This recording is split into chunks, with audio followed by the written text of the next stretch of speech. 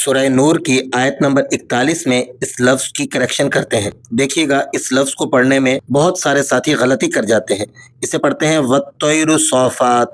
صافات اس کی ادائیگی ایسے نہیں ہوگی. یہاں فا پر تشدید بھی ہے اور کھڑا زبر بھی ہے، اور صاد اس پر بھی کھڑا زبر ہے اور پھر مد بھی ہے. تو صاد کو آپ نے فا سے ملانا ہے، کیونکہ مشدد حرف یہ 2 مرتبہ پڑھا جاتا ہے.